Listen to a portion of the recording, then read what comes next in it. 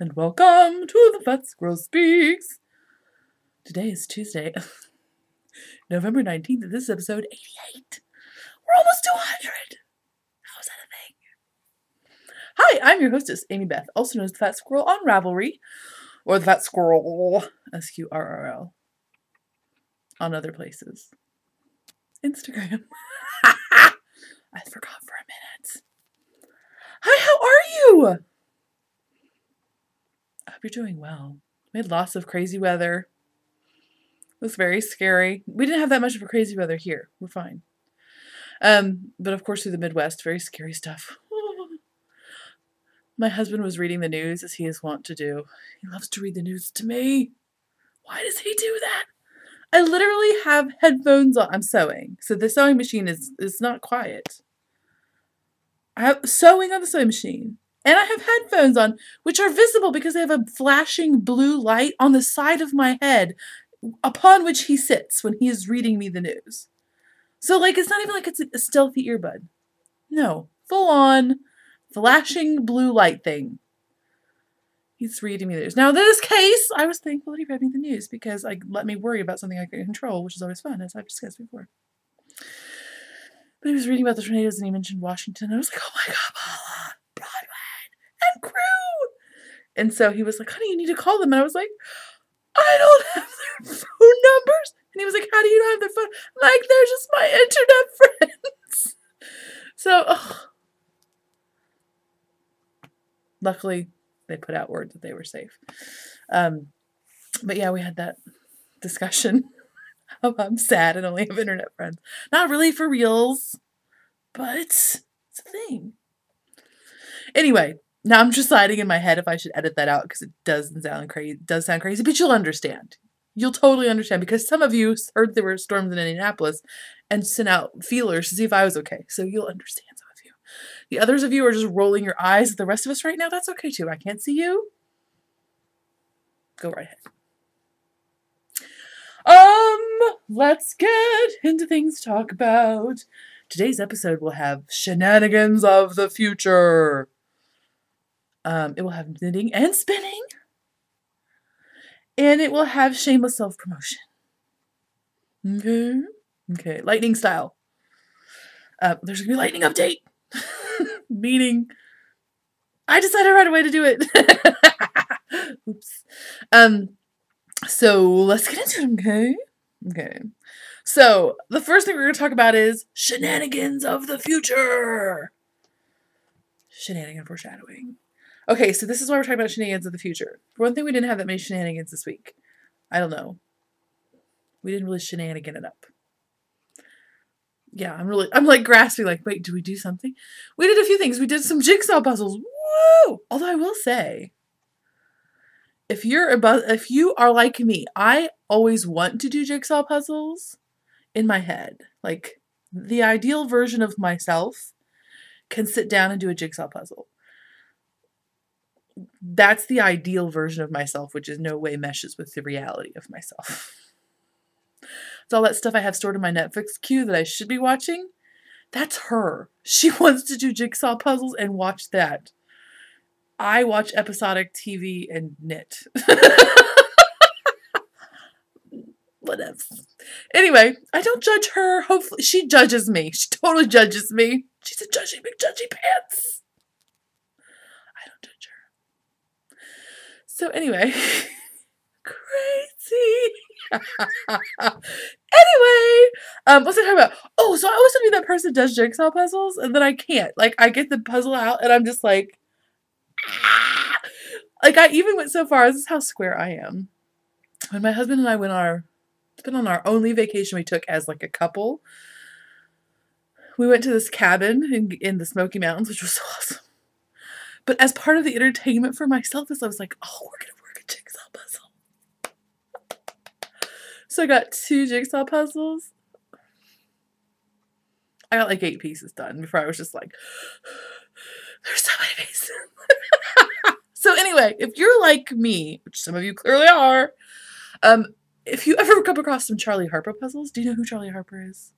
We love Charlie Harper in our house. He is an artist. That helps you none, right? Let me see. I was looking up images because I was like, I'm going to learn how to needlepoint and do a Charlie Harper needlepoint. Really? Really? Because I'm crazy. So I was looking up the images of him for, you know, in the Google images. Evidently, that's also the name of one of the men on 2.5 Men. And so I just kept getting pictures of him, which was kind of weird. That's not what I wanted. So Charlie Harper is the guy, and you'll know as soon as you see like one. I'm so sorry, this is so slow. Stop.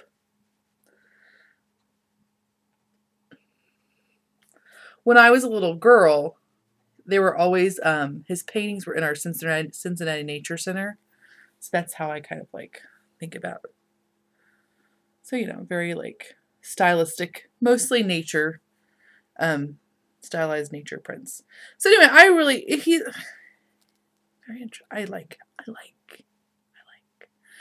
But the great thing about his prints is when they do them into puzzles, they're perfect for people who don't know how to do puzzles because it's very clear. Like you get the color and it's like that color is in one of 3 places. There's not like 20 shades of that color where it might be in like 34 other places. It's like, no, this yellow is either on the goldfinch or it's on the fire hydrant. It's in one of those 2 things. And then the better thing about it is there's a lot of lines in his drawings, so you can always tell which direction the piece should be oriented. They're so awesome. That may have not meant a lot to some of you, but some of you understand. But anyway, they're very good, and they have lots of them on Amazon.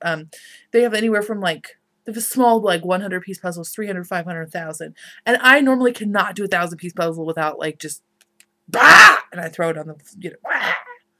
But I was even able to do a 1,000-piece puzzle. I felt very proud of myself. Because again, it's all about the distinct color blocks and the lines that give you orientation clues. It's way to go. So anyway, I'm not playing Blendoku on my puzzle. So that's some information. Okay, so that was the non-shenanigans. Oh my gosh. Psh. Shenanigans of the future. These are the better shenanigans, even though they haven't happened yet. The Yarn Harlot is totally coming to Simply Sock Yarn. Did you know that? Are you going to come? Don't update my software. Don't do it. I can only imagine that will be bad for this happenings. Oh, so yes, Simply Soccer. So remember just a few episodes ago, I was all like, I need an excuse to go to Fort Wayne because their children's zoo, I didn't know they had a children's zoo. I'm totally excited about that though for the summer. But their children's zoo is closed for the winter. So I was like, oh, they have a science museum. I was like, maybe. But then the Yarn Harlot decided, I don't know what happened, but all of a sudden she's coming. So do you live around us? Do you? Do you want to come? Do you come on? You want to come? We can go shopping at the Simply Sock Yarn, which is an entire giant store of sock yarn. It's only sock yarn. And they have like Miss Babs, and they have Socks That Rock, and they have their own self-striping, and plus all of the other sock yarns you could possibly even imagine. They totally got some. It's in Fort Wayne. Do you want to come? So the lecture or the talk, I don't know what we're calling it. I'm going to call it a talk because that seems less snooty pooty. The talk is going to be Saturday, November 30th, which is the Saturday after Thanksgiving. But you know you want to get out of the house. You know you have got to get away from your family. They're driving you crazy. Come eat non-turkey leftovers with us. I'm going to be at the sock yarn place. They're open for shopping until 4 p.m. So I'm definitely going to be there by 3 because I clearly need more sock yarn. Don't care. So I'm going to try to be there at least by 3. And then at 4 o'clock, we're going to go very close to there. We're all having dinner together. Do you want to have dinner with us? And then we're going to go to the talk. You do have to buy tickets for the talk. I think they're $16. They're either $16 or $16.50. I cannot remember. But I'll have links in the show notes. Plus, further, there is a thread in our group on Ravelry. So the Fat Squirrels Peaks group, there's a thread. You don't have to be a member of the group. I don't care. Don't judge. Go there. And one of our members has posted all of the information because she's a genius and she's taken the initiative to gather names and perhaps make a reservation if we need to. Oh my gosh, right? She's so fancy. So if you want to come, you should come. Do you want to come? She's also giving lots of classes. Well, I shouldn't say lots of classes. I think there's 4 or 5 classes. So if you can't come to the talk, but you would like to come to class, I really want to go to a class on Monday morning. She's having a speed and efficiency class, a speed and knitting efficiency class. Hi, I totally want to take that. But it's at 9 o'clock in the morning and Fort Wayne is like 2 hours away from me. And so there would be no person to put my child on the bus. And I can't just leave her on the corner with a sign on me that says, "Don't steal me. My mom had to leave to go to a knitting class." That's frowned upon, I hear. I don't know. So you should totally come with us though. The whole yarn store of sock yarn. Plus the Yarn Harlots. Oh my goodness. Just saying. Miss Babs. Where's laces? Whole store of stock yarn. It's going to be so exciting. I was trying to find, they had like a picture of like all of the things. I can't find it on the fly. I need to stop looking. They had a picture of like their yarn wall. It was insane. So those are shenanigans of the future. Again, I'll put links up, but check the Ravelry group if you want to hang out with us. If you don't want to hang out with us, it's fine too. I won't touch either way. Please don't tell me to my face that you specifically don't want to hang out with me, because that would be hurtful. But I don't care if you don't want to. just don't throw it in my face. Is that all? So anyway, let's talk about knitting. Okay, let's talk about spinning. I lied. Let's talk about spinning first, because I have stuff. So for a few weeks I've been working on Cloudlover fiber and her Decay colorway, her Merino, which I bought at Stitches Midwest. And there it is. It's just a plain little 2-ply. I am a terrible spinner, evidently. No, I'm not a terrible spinner. I feel better because this was kind of a challenge for me. I was trying to spin it a little thicker, and I guess I don't spin a lot of Merino, because really when I was spinning it, I just felt like a total failure. But then I'm now spinning something else, and so my confidence has been built. I'm just not that great at spinning Merino. I'm not very good at it, especially trying to spin it thicker. Anywho, so it's definitely thick and thin, and I tried to actually just split the braid vertically because I wanted as much matchup as I could. It totally looks like I fractal spun it. Like it's all, it's all barber pulling all the time. So that's why I'm telling you, like, it's very inconsistent. But ultimately I'm not displeased with it, because it was destined to be a hat or mitten yarn, and for those things it will work quite fine. And it's quite lovely. It's very inconsistent, and a spinner of technical grace would look at it and say, "You stink." But guess what? I'm not one of those people, and I look at me more often than anybody else. I'm okay with that. And I think I will enjoy knitting with it. It's very springy. Ding, ding, ding, ding. So I'm pleased with that. It's about, I think it's like a little bit less than 200 yards. And I would say it's worsted, heavy worsted to maybe an Aran. Some places it's a sport, some places it's a bulky. Whoosh, it's fine. Hat. Not a big deal. I may have bought a fleece. Oh. I have grand intentions of spinning it in the grease. I'm so excited. So lanolin-y. I tried a sample. So want it to happen. Okay.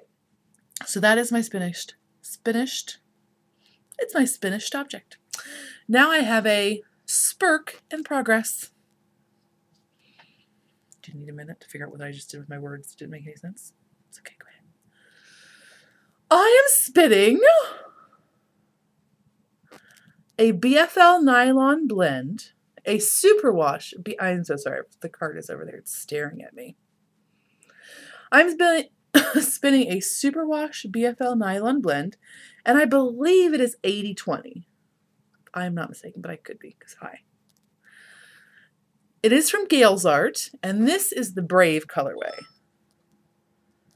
Gail, I love you. Gail? Seriously. I love you. This is totally not my normal colorway, right? But I was so excited about my hand spun sock yarn that I made that I really wanted to try some more. And I have lint on my face.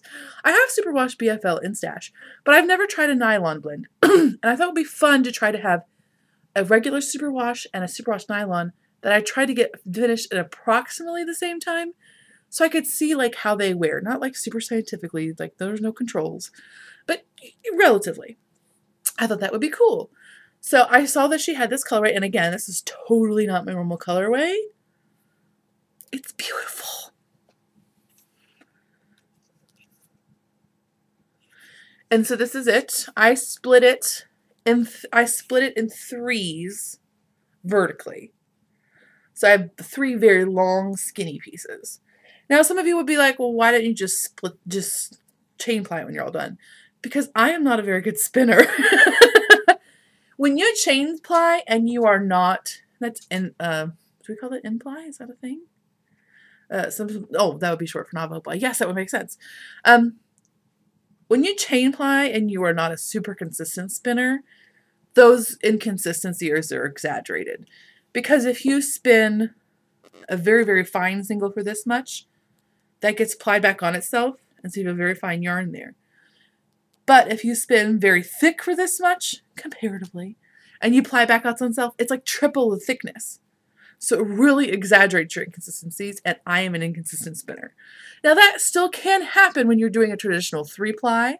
Like you might just randomly have 3 skinny places line up and ply back on themselves, but it's much less likely. Inevitably that will happen. I mean,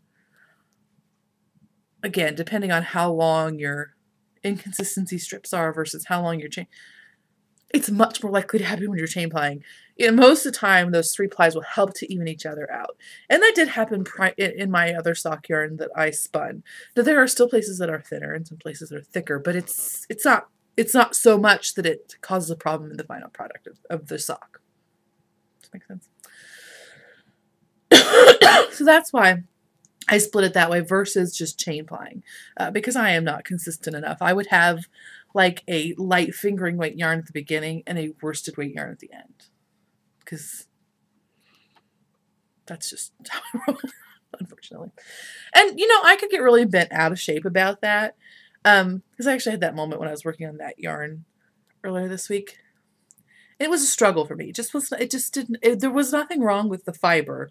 It was not felted. There was nothing wrong with it. I think it's just I'm not used to spinning as much merino. But I really struggled with it. And I was really like, I've been spinning for like 2 years now. Like, what is wrong with me that I cannot spin a really consistent yarn? And I was like, you know what? Spinning a really consistent yarn, for the most part, is just not that important to me, and I should let that go. And I don't mean that I should just settle for being not good at something. Like, I could just be like, whatever. I don't mean that at all. But, and I want to strive to be able to produce a consistent yarn, but not strive to the point that I'm not enjoying the process of what I'm doing. Like, if I can enjoy my spinning and I never get a consistent yarn, I think I am okay with that, because I can buy a consistent yarn. But if I can enjoy it, I think that's the most important thing to me, for me. Because some people can enjoy it and just automatically get something really consistent. Not automatically. They can enjoy the process of trying to get something very consistent. I don't. I get all, yeah. So, I don't know. What was my moment of spinning self-actualization this week as I was struggling? Sometimes struggle is good for stuff like that, right? And then, though, I went on to my Gale's art. Bam, no struggle. Gale's art's awesome. And really, for as much as we talk about how, and I say we as a general community of podcasters, is how much we talk about how wonderful Into the World is to spin. Gale's art is equally wonderful to spin. And it might be easier for you to get, because she regularly keeps her stock up. And I get her color palette's different, so like it might just appeal to different, but this is not my normal palette, and I am really enjoying working with it. So, that's a lot of me talking. But give Gale's art a try if you haven't. And she's also a nice person, which is awesome. So I am really enjoying that, and it is just spinning. It's drafting so easily. It is so fast. I've spun this bobbin, and maybe I've got like, I probably have like half an ounce on another bobbin. But for me, that's good. It just points to the fact that it's very lovely to spin. Yay, Gail. I think she's also having some kind of spin along, but I didn't really look that up because I'm a fail at those things. So let's move on to knitting. I have a knitting finished object. Speaking of hand spun socks, I have some finished. So here's my first sock. I think I showed you this last week. I was done with my first one, right? Well, it didn't have a heel. So there's my first sock. I know, I never remember the blockers. I should not talk about the negative things. I should only be like, look at my exciting sock. And then here's my second sock, which got a little color blocky. And it happens. Am I upset? Not at all. So they got a little stripey there at the top, and it was very light at the bottom. Whatever.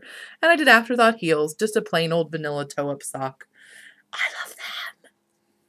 They were super fun to knit. They were definitely more of a sport weight than a fingering weight. And I'm okay with that. Okay. So yeah, this yarn was not perfectly consistent, but I don't think it affects the overall product. There's not like a point where the sock is like this big and then the sock is this big and the sock is this big. So that's all that matters to me. For me, when I'm doing sock yarn, plying consistency is very important to me. And spin, like the amount of twist in the singles is important, more than the thickness as much. So that's that. I had just a little bit left. Just a wee bit, which I can make into a magic cake one day. One day I can make a magic cake.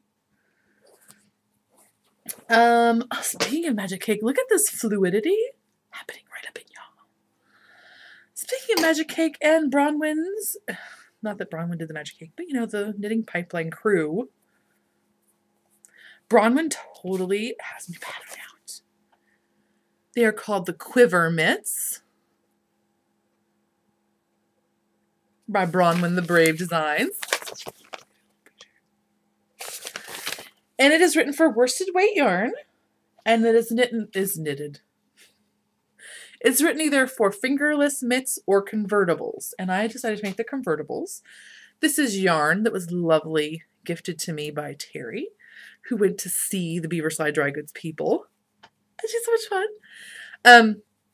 So this is Beaverslide Dry Goods. This is hand-dyed, which you can actually only get in their shop. So they don't have this one available online. But I think, okay, so let's see if you can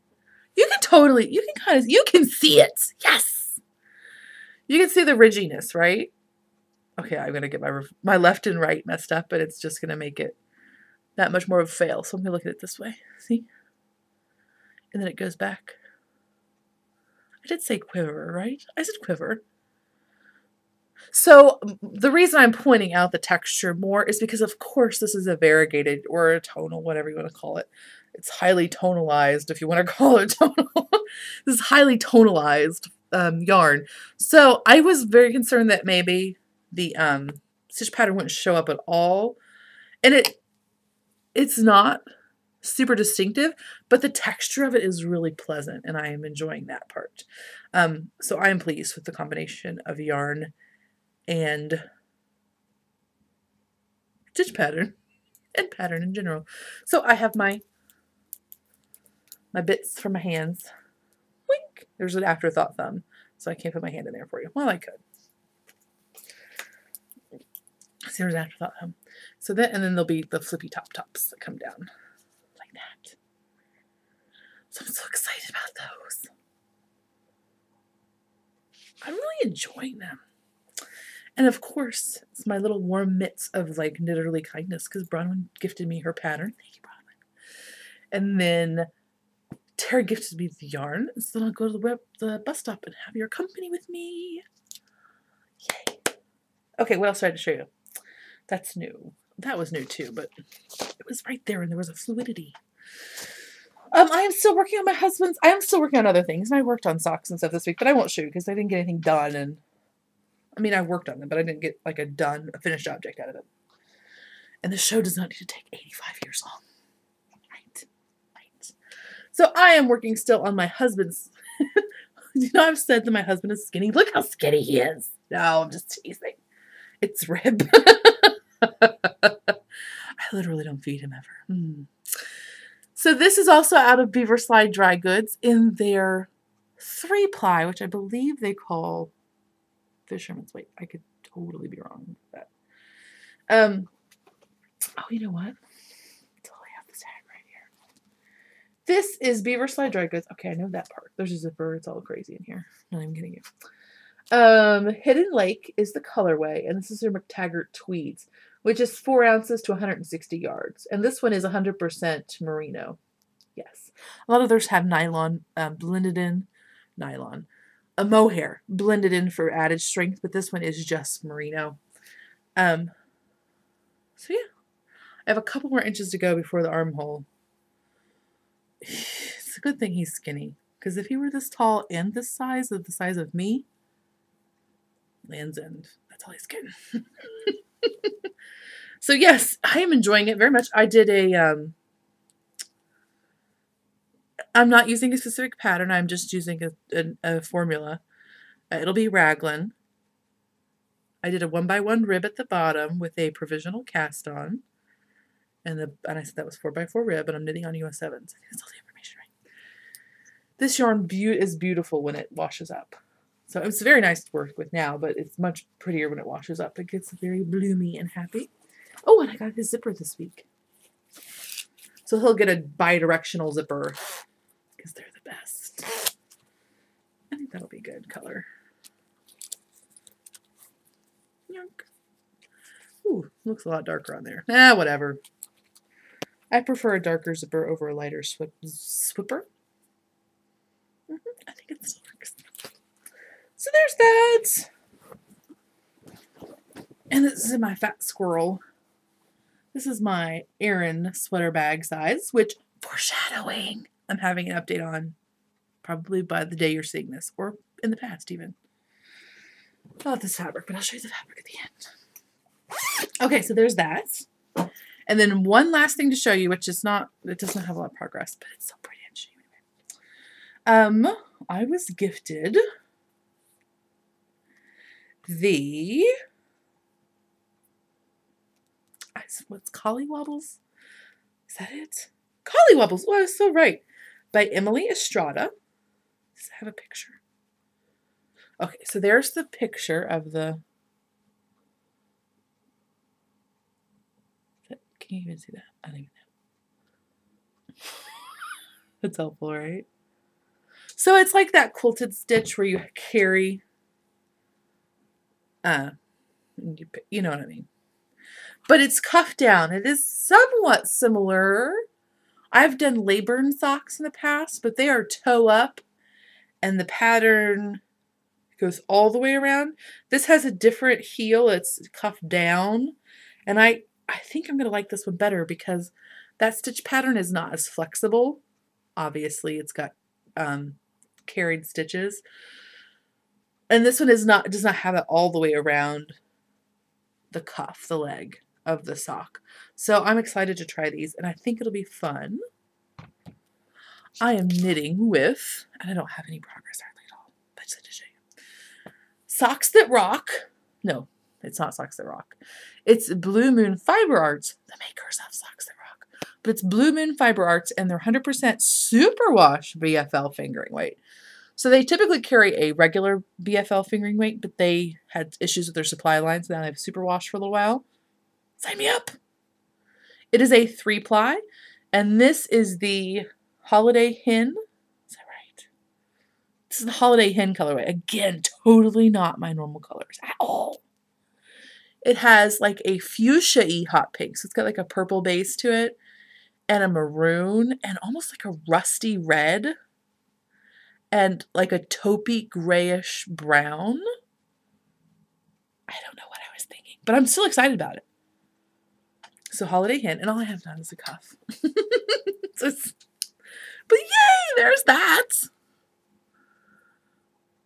I know, how fun, right? I was so worried this was going to flash and be crazy, which is one of the reasons I picked this pattern. But I think it actually would even be pretty. And I'm excited. Part of the reason I'm excited about this pattern too is part of the, well, at least if nothing else, the sole of the foot is knit and stockinette. The back of the leg is knit and stockinette. So I get to see like how it flashes on plain stockinette. It's not exactly plain because the front, but you know what I mean. Better indication of how it flashes on regular stockinette. And I apologize, I don't have my ball band with me, but this is like a 4.5 ounce skein, and I think it has 400 yards in it. So it's probably technically more of a heavy fingering or light sport. And I would say that's probably correct. But anyway, yay, that. And it definitely is shiny. I'm sure you can't tell here, but it has the BFL sheen to it, which is fun. And that's all the knitting and spinning. So the remainder of the show will be shameless self-promotion. So if you don't want to stick around for that, no judgments. I will see you next time. If you do want to stick around, it'll be brief. Okay, so so had holiday bags out. Yay, I have 2 more fabrics that were, I really wanted to get all of the ones that were geared more towards Christmas, like that looked like Christmas trees, or you know, that were specific to like what I would consider holiday knitting bags versus winter prints. Does that make sense? So I have a few more winter prints. They're a little bit more sedate, so I'm not sure how they're going to go. In terms of like, I'm not really sure about how many to stitch up ahead of time. So what I'm going to do, and also not sure about the window, like is it still appropriate? Do you still want winter bags now? Because you're probably all working on your winter and Christmas and Hanukkah and Kwanzaa and all those good things, solstice things, projects. So I wasn't sure, so I'm actually going to do some as like a sew to order option. That was a lot to say that, right? So here they are. There's these 2. Here's one. They will only be the small ones. So there is a a light green with a dark green leaf with pine cones and berries and buds. And then the inside is like a holly berry gray with red. And the handle is contrasty. And then very similarly, I was thinking there is a like a minty, like a sky bluish background with a dark green. So you can see them next to each other. You can't tell when they're next to each other. They're not the same. And this has a blue and white interior. Freaking out the camera. Again, contrast handle. So I'll put those out, and they'll ship out, you know, within like a week or so of when they're ordered. And I'll just keep putting them out like every once in a while. I'm not going to always announce it, but they'll just be out every once in a while. Like when I get a patch sewn up, there might be like 2 or 3 updates of them depending on how they go. If they don't go, then they don't go. And then, so that'll be Wednesday, November 20th at 9 p.m. Eastern Time. Then also on November 20th at 9 p.m. Eastern Time, I will do an Aran sweater bag pre-order. I'm so sorry, I have so much fiber. Sorry. I will do an Aran sweater bag pre-order. I have not been really clear about how many of the Aran bags to offer. Those are the big bags. The pillow bags. Yarn pillow. Like that size. Like they very easily hold an Aran weight sweater for me. Like easily. And I'm a big girl. Sorry.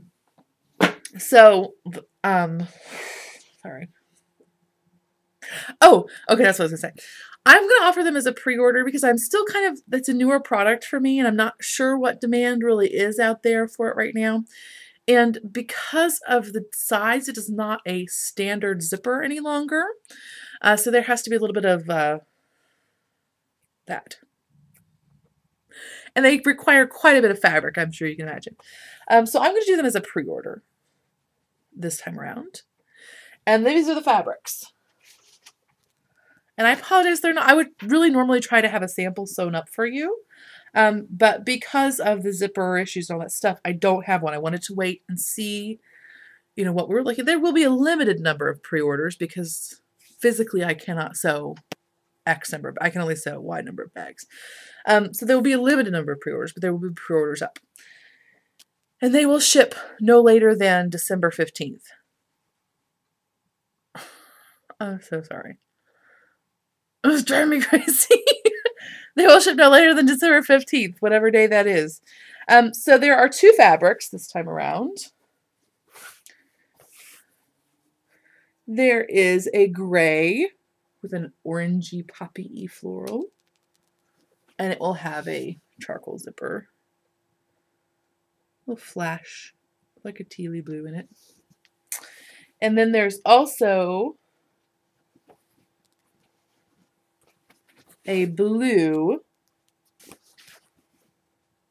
with a bit of the orange and more of a mossy green and buttery floral. So like very watercolory prints. So, and they're again the decorator quality fabrics, so they have a linen texture to them. And I think they'll work out nicely in the bag. And they will just have a cream lining. Okay. So I'm a little bit nervous about that, but I think that's the right thing to do. It's that way I can satisfy more folks who want one, but not risk so much of my little business that I have going. So that's all. And then depending on how things go, there should be an update on December 6th for the standard sizes of those bags. And of course, if you buy a sweater, a big bag, and then you buy a little bag, then I'll discount shipping. I think I forgot to do that for one person. Oh, I hope I can remember who that was. Typically, if you do order 2 things in an update, I will combine shipping and discount you. Now, I just remember that I'm not sure if I did that for one person. Sorry. Always feel free to email me, be like, woman, give me my $2. And I'll be like, oh my gosh, I'm so sorry. And then that will happen. But also just be aware the big cartel is not like Etsy. You can't get carjacked. Well, you should not be able to get carjacked. Like once that thing is in your cart, it stays there from it's supposed to stay there for 20 minutes. But, you know, even if you're nervous, 10 minutes. So don't ever be concerned that you have to like get in, get out. Not a problem. It'll stay there for you. So I think that's all. It's awkward. Shameless self-promotion is so shameful. It's true. It's so shameful. Anyway, I think that's all. And I will see you next week.